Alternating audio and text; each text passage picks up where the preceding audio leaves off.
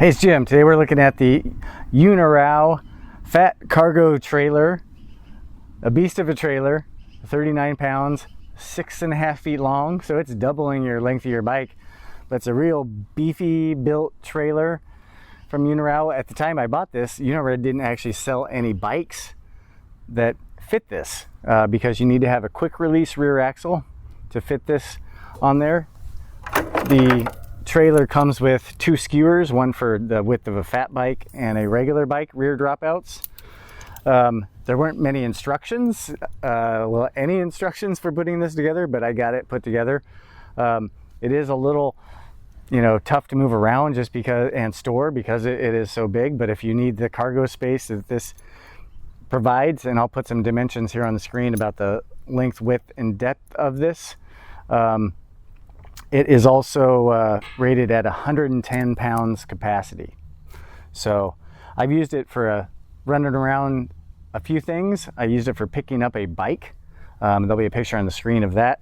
And I put the bike fork mount down on the bottom, as I'll come and show here in a second. But you can hear from there probably how the bottom metal flexes a lot. So the bike was really moving around. It was up here and it was pretty unstable. Did not feel all that comfortable to use it in that case.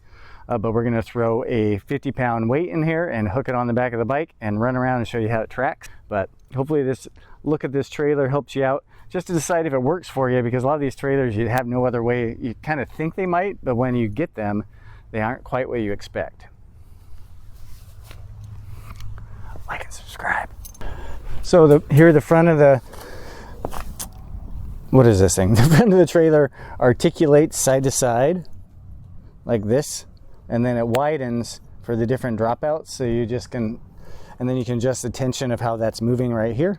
So some of the things I want to mention is, one, this is a fat tire wheel, right? That's actually got a disc brake adapter on the rim itself, fat bike rim, but it's dished out, so that's why it's over to the side.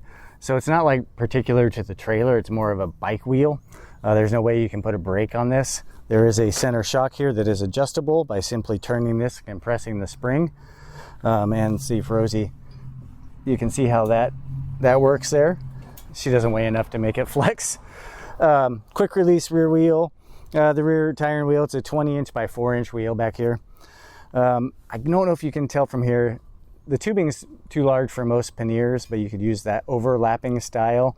You could bungee cord stuff to the top of this, not just what was in the basket. I'd probably want to load it for more than 110 pounds, and I think it would hold it. The biggest thing I'm going to show you with the camera is the weld quality is poor, quite poor. I don't doubt that it's strong because it's just all the tubing is so beefy, but there's splatter marks. It's not powder coated, it's just painted. As I'll show you, this just fell over, not with Rosie in it, luckily. But it removed the paint on just one corner, just falling over. But it can still suit your needs. It's not ridiculously expensive at $329. And it makes like a fat tire bike look pretty cool. So there's just some look at some of the welds. You can tell there's a lot of splatter. I mean, just the welds, they're just not good. And right there you can see that's where I tipped it over and it removed the paint there. I mean, it's beefy. It's just not, construction wise, it's not all that great. One look across it. Oh, how do you like my shadow there? So like I said, to hook this up, you really need a quick release axle on your bike.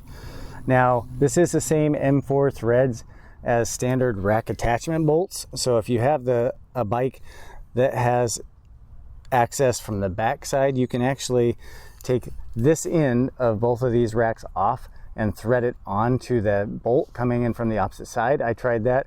Now it does loosen periodically, so really the quick release method is really the way to go. Quick release screwer goes in.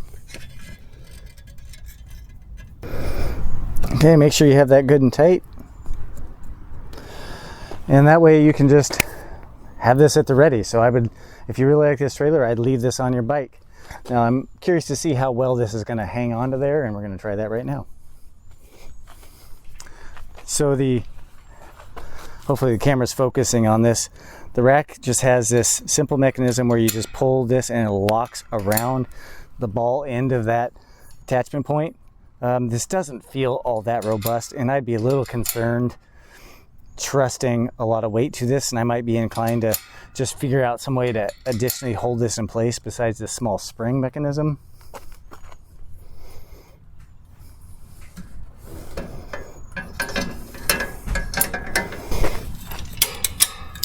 I got one side on.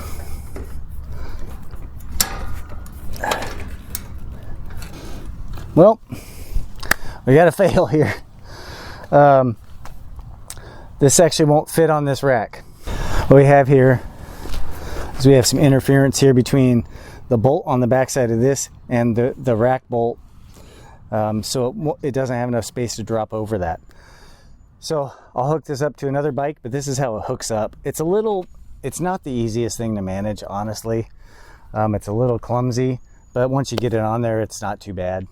I'll show how it's attached on the other side though. That right there is how it's supposed to look on both sides. And so this would just slip back that way, and then you can pop it off. Again, this is a little, it's almost better if you have somebody to help you do this. And then it comes on like this, pops into place, and that gets you attached. You know, there is some movement there to be aware of, so you know, it's serving a purpose. It's not the highest quality piece of equipment, from the attachment point through the quality of the trailer, through the whole thing, really. A couple notes I did, it does add a lot of resistance to your riding. It was about a 30% reduction in range with the trailer and a 25-pound bike in it. This is about 50 pounds in that bag, and I'll just kind of show you how it rides. Here you can see that the trailer does track pretty well behind the bike. With some weight on it, there's a minimal amount of movement. It does a pretty good job. It does definitely extend your turning radius, and it might be difficult to use this on any sort of mountain bike single track. I probably wouldn't even try that, honestly.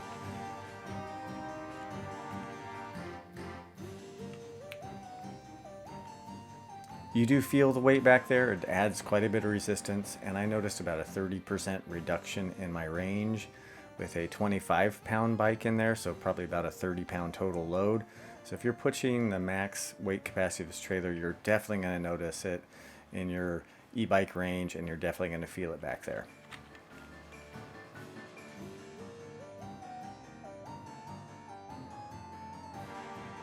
So this is how the rack should look like it's set up. So it appears like it doesn't work very well with most rear-mounted bike cargo racks. So you're kind of having to give up your rack on the back of your bike for having this trailer. So you got to think about that too. It's something I didn't even really realize until I just tried putting on a bike with a cargo rack.